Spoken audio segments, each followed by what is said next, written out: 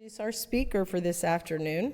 Rev Diane Davis has been a member of Cassadaga and a resident for quite a while. Love ya.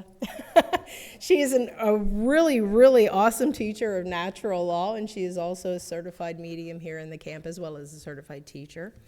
And I'd like for you to help me to welcome to the platform Rev Diane Davis.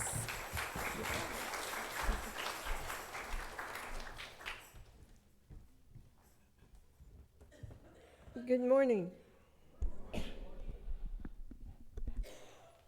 So today, in speaking with you, I would like to talk about the new year and the new you, and the discoveries and the choices that all of us have and have had and will have. So I'm supposed to do that in 20 minutes? I don't think so. However, I want to tell you some fun things so that you leave here today with a discovery of at least one thing, okay? One thing, and that is that Merriam-Webster, the Webster Dictionary Encyclopedia Company, you've heard of it, Merriam-Webster, their word of the year of 2025 is slop. I kid you not, unless you can't trust Google. Slop, S as in Sam, L as in Lulu, O as in oh brother, and then P as in whatever you want to consider it. So the definition of that is creepy, zany, or demonstrably fake content. Boy, that sounds like this whole year, doesn't it? Except for the word slop has been used since the 1700s. I'm sorry to disappoint any of you who think it is brand new, because it's not. Years ago, we were fortunate here in our community to have the land leases, which many of us still have a current one, not the old ones, but the old land leases of this community, because it was founded in 1894, or incorporated, rather. One of the stipulations on the lease was that you couldn't throw your slops into the street. So I just wanted you to know that you're going to leave here today with a discovery. And the other part of this is choice. It is always our choice how we accept something. It's always our choice how we take actions and what we do. So I would like to tell you about my experience at the grocery store. Going to the grocery store the day before Christmas Eve day, not being able to find a parking place in the Publix parking lot right down the road from us, I chose to leave later and go at 1 o'clock to one that I appreciate that's down in Deltona. As I was in the Publix and doing my shopping, I was looking at salt. Now, those of you who wonder what in the world I was doing looking at salt, that's not pertinent and important to the story, really. But I will tell you, I was curious because there were a lot of different kinds of salts, but they all had the name Morton on them and the blue label.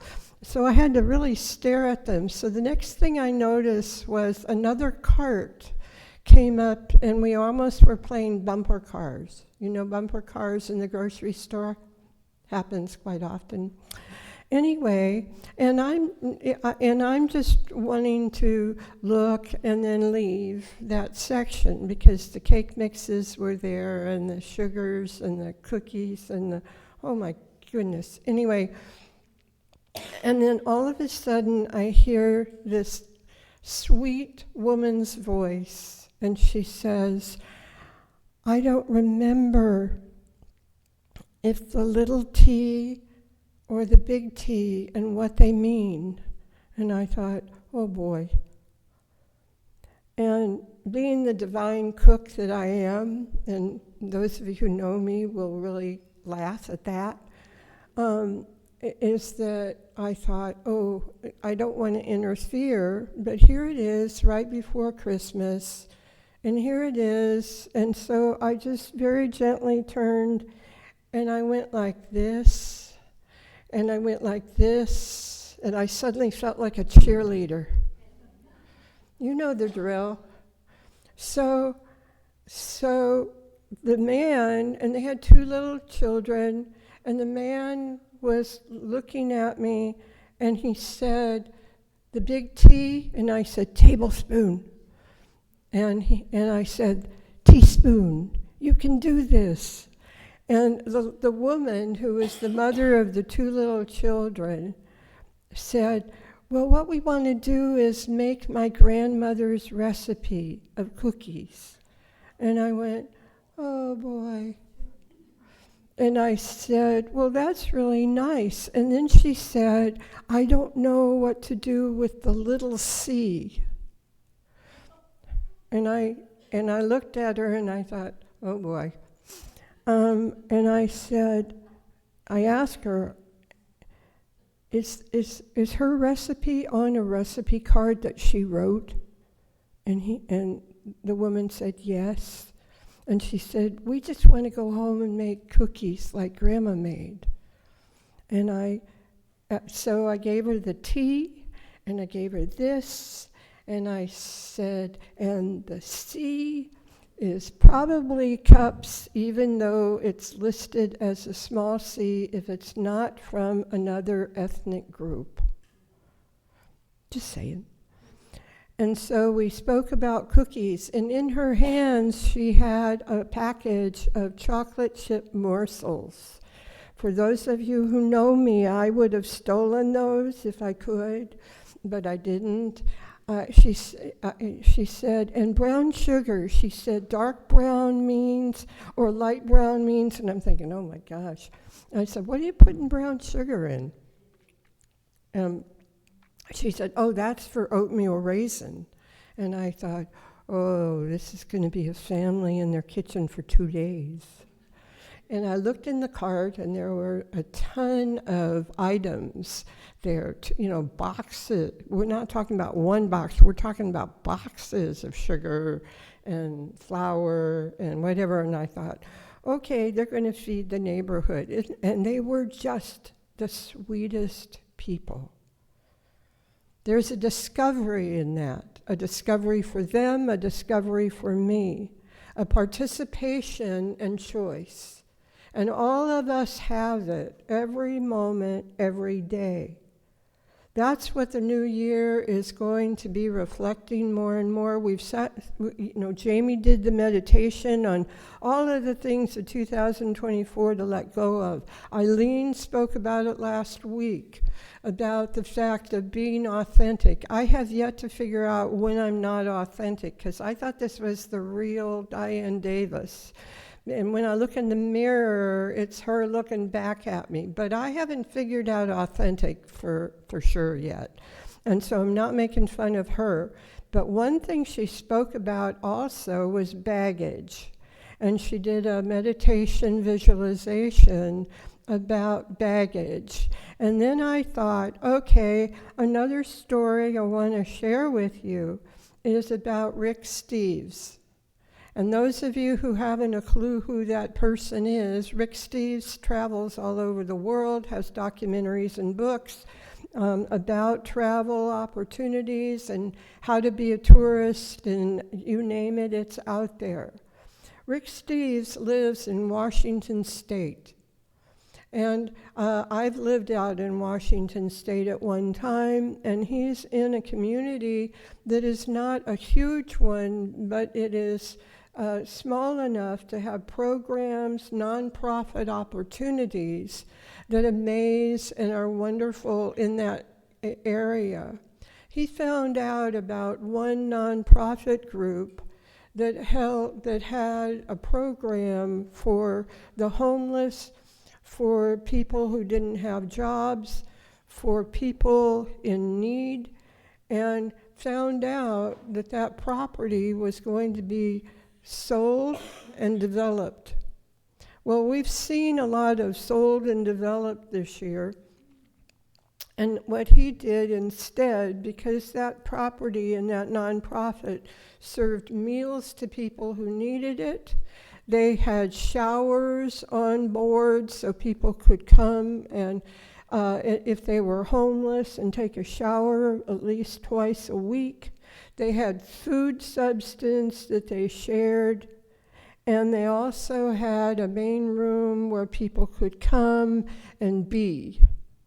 Pretty wonderful, in my opinion.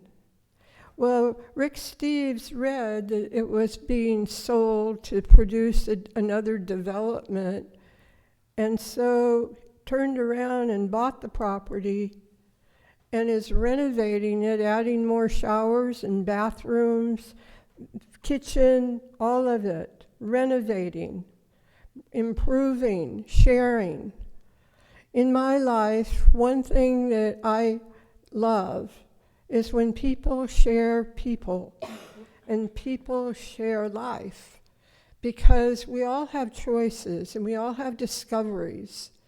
And throughout our lives, whatever you go through, whatever baggage that you have that Eileen mentioned last week, whatever baggage, so what? It's yours. You've made choices at every turn. You've made choices to do what you've done. You haven't been a victim of everything in your life. You've been a participant of a lot of things. Did they go the way you had hoped? Probably not. Did they activate something that was a wonderful discovery for you and wasn't expected? What's occurred? Because we're going into another time period where anything goes. We may hear of things. Those of you who live in this region of Central Florida know how suddenly they've added water and sprouted cars and houses. It's amazing. And if we can keep the amazement, then we can keep the discoveries. If we can keep the discoveries, then what happens is that little joy button within you, that little place of hope, that little place that will move away from fear. Fear of lack, fear of relationships, fear of job or no job, fear of money, no money. Fear, fear, fear. So much is dependent in our society and in the ads that you witness, or the things on the phones and the things on our computers. We get to discern, is that fear important, or is it something to pay attention to, or is it perhaps somebody else's opinion and has nothing to do with your daily life? Jamie was kind enough to mention that I teach natural law, and I have. I started doing so in 1978 and was guided a great deal by a wonderful natural law teacher here in our community. And since that time, the discoveries I've made and the discoveries that happen, and one thing about all of us who are longtime spiritualists is we welcome questioning, and we also welcome the fact that you can have belief systems that are yours, and they might not agree with mine, but it doesn't always mean that's wrong, bad, terrible, etc. In our society, choice is so vital. All of us have choice. And so when you think you don't have choice about anything, look again. Because one choice you have is not to make a choice and let life do it for you. One thing about the fact that choice is there is all of your life you're going to make choices, and when you look back on them and blame them, or you look back on them and you think they were wrong, or you look back on them, and I can't tell you as a reader, and I know there are many other readers here in this room right now, how many people come in and they are involved in a relationship and they don't know if they should stay in it because, ready, the phrase that comes out of their mouths is, I don't want to waste my time. Hello? When did you waste your time? And did you do it intentionally? Probably not. Did you buy a car that was a lemon and then had to deal with it and go through all of the things about it, and then you said, I don't know how to buy cars, and you went through a lot of crises? So what? So 2026 is coming right up. And the incredible part about it is we're going to have lots of choices. We're going to hear a lot of things. We're going to read a lot of things. We're going to talk about a lot of things. A lot of you, I have a tendency not to be on a cell phone all day. Matter of fact, mine's turned off most of the time. But I respect the fact that a lot of people live by the use of their own. But it's amazing when I go to a restaurant and I can look out and here's people sitting together in a booth and they're both looking at their phones. They're not engaged in any discussion.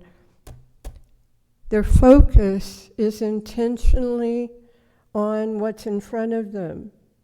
For somebody who's an emergency responder or in a particular field of endeavor where that is necessary, that's one thing. But then I see little children come in, and I think, wow. And they have little iPads and things that they can focus, and I'm going, wow. And one thing I want to mention to you all is I am incredibly grateful that you're here today. You don't even begin to know how and why, and you won't. But I will mention to you that your presence is very significant for me today. And it doesn't mean that I'm going to know you well. It doesn't mean that I'm going to memorize your name and remember who you are. And it doesn't mean that you're going to ever do that about me either. But one thing we have is we have us. And this year, you have you. Between now and the new year, your choices, you're going to be exposed to a lot of newness, or new ideas, or new thoughts, new opinions, new concerns, new interests. Some of those aren't going to be important, and some of them may be incredibly significant. You have a wonderful capability within you to discern how close to hold it, how far not to keep it close, but how to observe it. And you have an ability, and you have a capability to be in control of you, no matter what you're doing, no matter how you're doing it. You don't have to control other people in order to make your life work. I'm so grateful that you're here because you made a choice this morning, whether it was the goodies at Lyceum, whether it's the fact that you're waiting for the messages to be given, and so you'll suffer through this portion, whether it's the healing that's occurred, or whether it's a moment of lightheartedness with a song. It's the fact that you have energy that fast, that quick, that sudden, can alter and be okay. So no matter what you experience between now and next year at this time, allow yourself to go, Okay, I'm going to discern it. Okay, it's a choice. And I'm going to give myself opportunity to explore, because there's a family, a sweet, sweet family with little boys. I think they were little boys. And they were all animated about making Grandma's cookies. And you know what's incredible? Is most of you out here, if you didn't learn how to make a cookie, you learned how to do something when you were very young. And when you did, it stuck with you. Keep those memories, make new ones, and recognize that the new year offers you opportunity for a new you constantly to be happening. Thank you.